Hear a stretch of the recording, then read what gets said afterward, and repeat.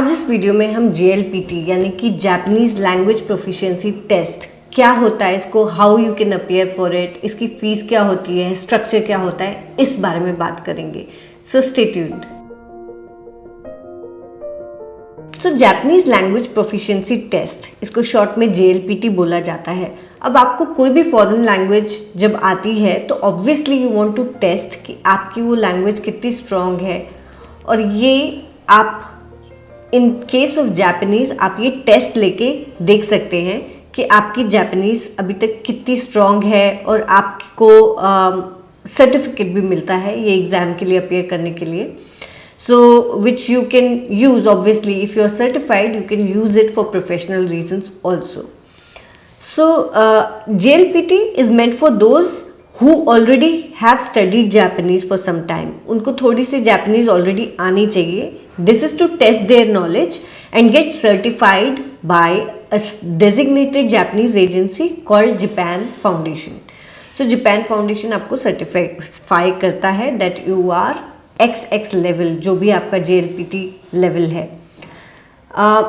JLPT exam जो है ये 5 लेवल्स होते हैं इसमें, N5, N4, it starts from N5 which is the beginner level, N5, N4, N3, N2 and N1 which is the advance level, native level जिसको हम बोलते हैं। This exam is held twice a year. एक बार ये जुलाई में होता है, एक बार ये दिसंबर में होता है। इसका जो एप्लीकेशन पीरियड होता है for July exam is usually it's in March. आपको वेबसाइट थोड़ी चेक करते रहना पड़ेगा क्योंकि इसकी कोई डेट फिक्स नहीं है, लेकिन usually in March the forms come out and you have to apply then. Website का मैं लिंक डिस्क्रिप्शन में डाल दूंगी, you can check that. And for December exam usually the dates are in July and August. आप उस समय apply कर सकते हैं JLPT एग्ज़ाम के लिए। There are a total of 8 centres जिनकी लिस्ट डिस्क्रिप्शन बॉक्स में होगी। JLPT के सेंटर्स हैं जहाँ पे आप ये टेस्ट ले सकते हैं। New Delhi, Pune, Kolkata, Chennai, Bangalore, Mumbai, Shanti Niketan which is in West Bengal and Salem which is in Tamil Nadu. These are the 8 centres. इसकी जो एग्जामिनेशन फ़ी है it is approximately between 1000 rupees to 1600 rupees per applicant. So now talking about the exam format, आप जैसे कि ये स्क्रीन पर देख सकते हैं, ये 5 लेवल्स में डिवाइडेड है, N5 से लेके N1 तक, और इसमें 180 टोटल मार्क्स होते हैं। सो रेंज ऑफ स्कोर्स में आप देख सकते हैं टोटल स्कोर्स इट इज़ 180। इसमें हमें इसमें N1 से लेके जब N3 तक अगर आप अपियर कर रहे हैं तो इसमें लैंग्वेज नॉलेज होती है, वोकैबुलरी और ग्रामर सेक्शन को मिला करके, और फिर रीडिंग का एक सेक्शन होता है और एक लिसनिंग का सेक्शन होता है। लेकिन अगर आप N4 और N5 के लिए अप्लाई करते हैं और वो अपियर करते हैं, in that case there is a reading, vocabulary और ग्रामर कंबाइंड होते हैं, और एक सेपरेट होता है section which is for listening. इसमें आपको सिर्फ टोटल स्कोर्स यानी कि 180 पॉइंट्स में से यहाँ पर जो ओवरऑल पास मार्क्स लिखे हुए हैं, यानी कि N5 अगर मैं बोलूँ तो उसमें 80 पॉइंट्स है, N4 में 90 पॉइंट्स है, N3 में 95 और N2 में 90 और N1 में 100 पॉइंट्स है। आपको सिर्फ ये पॉइंट्स ही पूरे नहीं लाने हैं, बल्कि आपको एक इंडिविजुअल सेक्शन में भी जितना रेंज ऑफ स्कोर्स है वो भी आपको you have to meet those also.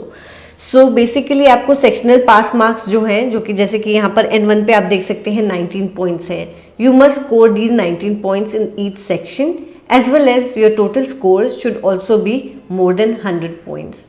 सो ये क्राइटेरिया है, you have to score both of these individually.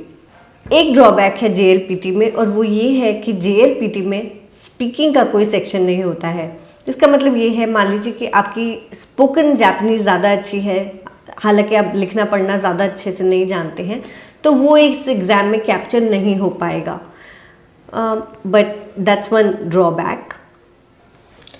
So you might be confuse कि आपको कौन से लेवल पे एग्ज़ाम लेना चाहिए। N5 से लेके N1 तक way do you lie, right? So N5 के लिए it is the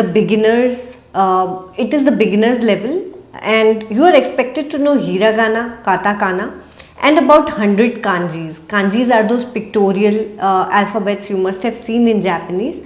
You must know about 100 of those.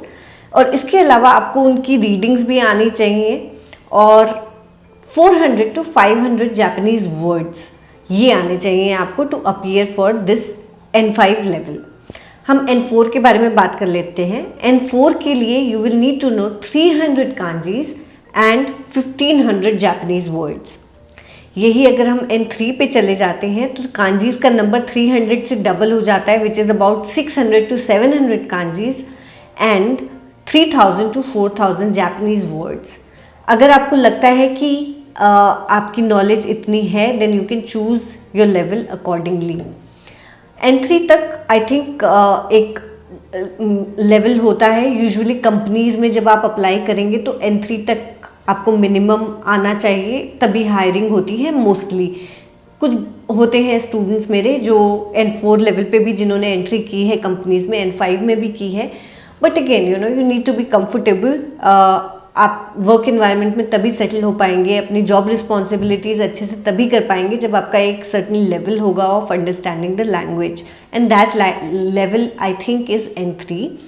इसके बाद N2 आ जाता है. N2 में दिस इज़ जो N3 और N2 का गैप है वो काफ़ी ज़्यादा होता है. It's a big leap I believe. ये अगर आपको अपियर करना है N2, in that case you must know about 1000 kanjis and 6000 words. N1 इसके बाद आता है. N1 again is a big leap from N2 also.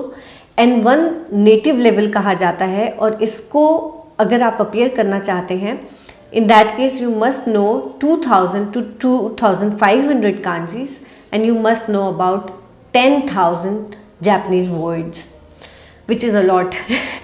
So these were the levels of Japanese. Let's talk about some of the benefits.